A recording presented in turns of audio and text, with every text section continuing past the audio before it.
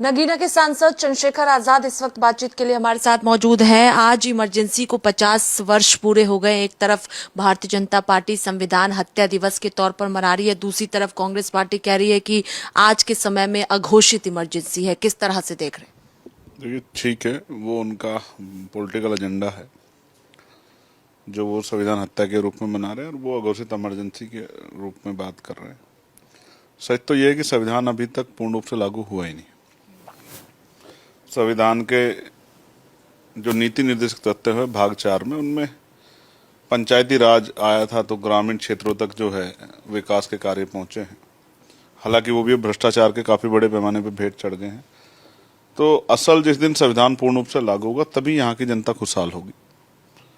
तो वो दिन तब तक तो नहीं आएगा जब तक संविधान को मानने वाले और संविधान के नेचर में भरोसा रखने वाले, जिस नेचर के लिए संविधान लाया गया था कि भाई इस देश में समता, समानता, बंधुत्व, भाईचारा आए, इस देश का हर व्यक्ति बराबर हो। और क्योंकि संविधान तो ये भी कहता है कि जाति के आधार पर अपमान नहीं होना चाहिए।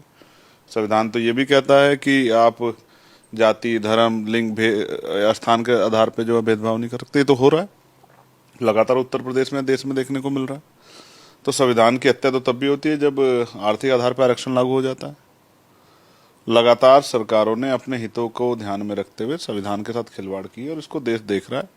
उसमें चाहे ये वाली सरकार हो, इससे पिछली, कोई इसमें छूता नहीं रहा। जिसको जो पावर में रहा है उसने अपने हिसाब से कॉन्स्टिट्यूशन का प्रयोग करके देश को अपने हिसाब से रूल करने की कोशिश की है। इसमें आपको लगता है कि आज अघोषित इमरजेंसी आज के समय में है, जिस तरह की आप घटनाओं का भी जिक्र कर रहे हैं? देखिए, लगातार अन्याय तो हो रहा है, लगातार अन्याय हो रहा है। और अगर मैं उत्तर प्रदेश की बात करूं तो आप देखिए कि पेपर लीक हो रहे हैं, नौजवानों के भविष्य से खिलवाड़ हो रही है और कितने ही जो है क्राइम रेट किस तरह से बढ़ रहा है और बड़े बड़ी योजनाएं हैं जो भ्रष्टाचार की भेंट चढ़ गई है। तो कोई कुछ बोलने वाला तो है नहीं और लोगों को गोली मारी जा रही है, बुलडोजर चलाए जा रहे हैं, मस्जिदों को, कब्रिस्तानों को, खानकाहों को उजाड़ा जा रहा है। और अभी एक नया आदेश आया है। पहले तो ये आदेश था कि परंपरागत जो चीज़ हो रही है वो होगी, लेकिन अभी मुझे पता लगा कि भाई मुहर्रम में ताजिया जो बनते हैं जिनकी लंबाई बहुत ज़्यादा होती थी, अब उनके लिए एक नया नियम लागू कर दिया है कि भाई इससे ज़्यादा लंबाई नहीं होगी, 10 फीट से ज़्यादा। तो आप ये समझिए कि जब दूसरे धर्मों को आपने छूट दी है कि वो कितनी यात्राएं निकालें, कुछ भी करें, बड़े बड़े साउंड लगाएं, तो आप एक धर्म को या उसके आसपास जो अल्पसंख्यक समाज के जो लोग हैं, जैसे मुसलमानों को, जैनों को, सिखों को, बौद्धिस्टों को, ईसाइयों को, जिस तरह से उनकी धार्मिक आस्था को जिस तरह कुचला जा रहा है, ये भी किसी छिपा हुआ नहीं है। आप तमाम यात्राएं करते हैं, फूल बरसाते हैं, लेकिन अगर एक पैर सड़क पे आ जाएगा तो आप लाठी चलवा देते हैं। तो ये तो सब देख रहा है। ये आप समझिए कि लोकतंत्र की हत्या जो है वो की जा रही है और ये सबके सामने है। इससे कैसे मुक्ति मिले, इसके लिए हम आजाद समाज पार्टी के लोग दिन रात प्रयास कर रहे हैं। प्रबुद्धजन सम्मेलन करके जो अभी 8वां हमारा जो है बस्ती में हुआ है और अभी 10 बाकी हैं, उन प्रबुद्धजन सम्मेलन के जरिए हम समाज को में भाईचारा और समाज को जागरूक करने का काम करें। और उम्मीद है कि हम लोग 2027 में सफल होंगे, तीसरे पंचायत चुनाव में भी सफल होंगे। इससे हटकर एक सवाल है कि आपने देखा होगा अभी हाल में ही इटावा में जो घटना घटी है, कथावाचक के साथ जो अभद्रता की गई, उसके बाद समाजवादी पार्टी के प्रमुख अखिलेश यादव कह रहे हैं कि पीडीए का अपमान है, पिछड़ी जाति का अपमान है, कथा जब सुन सकते हैं तो बोल क्यों नहीं सकते हैं, ये बयान दिया जा रहा है। भारतीय जनता पार्टी कह रही है कि यादव और ब्राह्मणों को लड़ाने की कोशिश की जा रही है।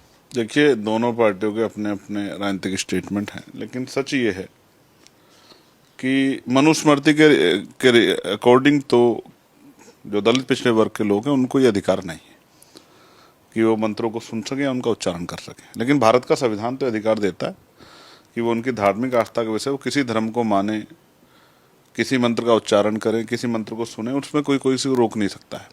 लेकिन यहाँ जो हिंदुत्व की बात करते हैं, हिंदू परिवार की बात करते हैं, उनकी भी एक तरह की पोल खुलती है जब हम ये सब चीज़ें देखते हैं कि वो शीर्ष पे खुद ही रहना चाहते हैं और बाकी लोगों को नीचे रखना चाहते हैं।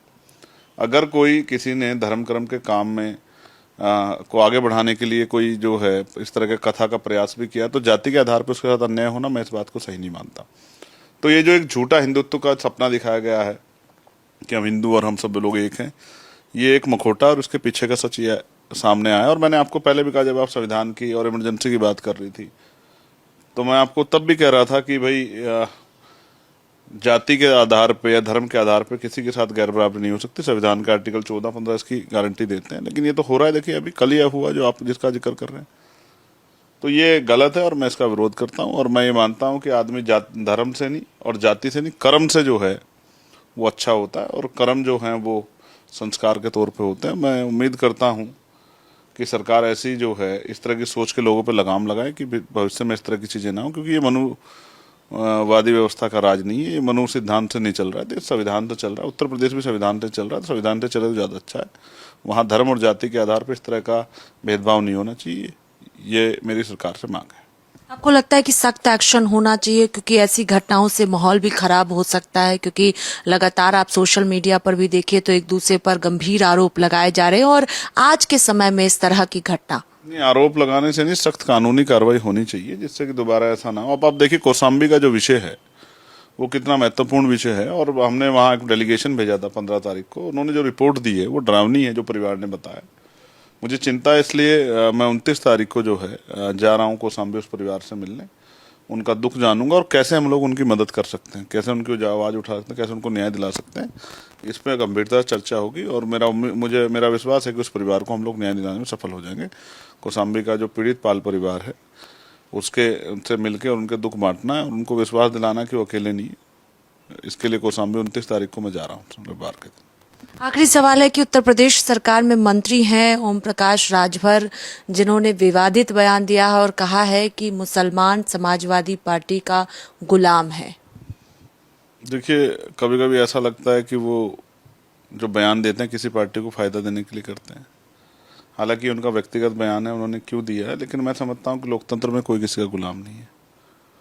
लोकतंत्र में जो जनता के काम करेगा, जनता की सेवा करेगा, जनता की आवाज़ उठाएगा, जनता सब देखती है। हम लोग पूरा प्रयास करते हैं कि हर वर्ग की, हर व्यक्ति की आवाज़ को उठाएं, उनकी आवाज़ को उठाने का काम भी हम लोग करते हैं। तो कोई किसी का गुलाम नहीं है। गुलामी की सोच भी या गुलामी की सोच का समर्थन भी मैं इससे सहमत नहीं। और मैं ये मानता हूँ कि हर व्यक्ति को कुदरत ने जिसको जीवन दिया है वो दुनिया में क्यों आया, उसके पास एक लक्ष्य होना चाहिए और वो उस लक्ष्य को पूरा करके जाए। और मैं व्यक्तिगत तौर पे अपने लिए कहूँगा कि मेरे पास जीवन में लक्ष्य है। जब तक हम अपने महापुरुषों का जो अधूरा काम है, फूले, साहू, पेरियार, बिरसा, डॉक्टर अम्बेडकर, मानवर काशीराम, जो इनका सपना है, जब तक उसको पूरा नहीं करते तब तक हम लोग चैन से नहीं बैठेंगे, हम लोग संघर्ष जारी रखेंगे। आपको लगता है कि सरकार में मंत्री हैं ओम प्रकाश राजभर और इस तरह का बयान देना उचित है? नहीं, मैं फिर कह रहा हूँ ना, उन्होंने तो बहुत अच्छे अच्छे बयान दिए, मुख्यमंत्री को लेकर भी उन्होंने बयान दिए थे, विवादित बयान। तो मैं फिर कहूँगा कि एक नैतिकता बना के रखनी चाहिए, उस तरह की लाइन को क्रॉस नहीं करना चाहिए। और इनके स्टेटमेंट के लिए ज़्यादा अच्छी तरह वही बता सकते हैं।